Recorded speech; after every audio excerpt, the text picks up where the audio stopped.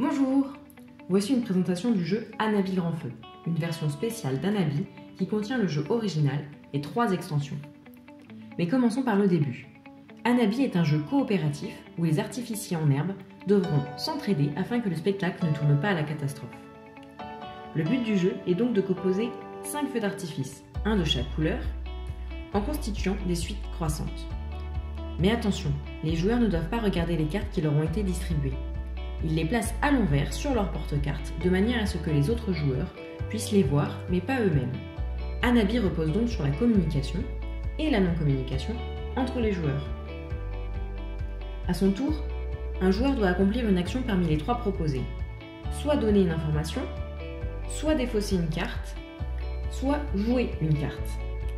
S'il décide de donner une information à l'un de ses coéquipiers, un jeton indice est retiré du sac. Il peut donner soit une information sur une couleur, soit sur une valeur.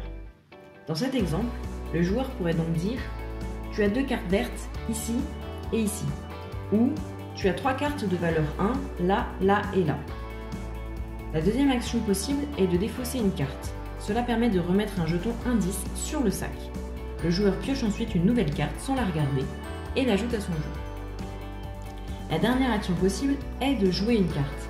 Le joueur prend une carte de son jeu. Si la carte commence ou complète un feu d'artifice, elle est alors ajoutée à ce feu d'artifice. Sinon, elle est défaussée.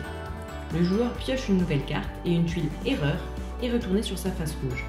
Attention, à la 3e erreur, la partie est immédiatement perdue. Quand un joueur termine un feu d'artifice en posant la carte 5, il remet un jeton indice sur le sac. La partie touche à sa fin lorsque la pioche est épuisée. Pour calculer leur score, les joueurs obtiennent un point par carte correctement jouée. Voilà, vous savez tout ce qu'il faut savoir sur Hanabi.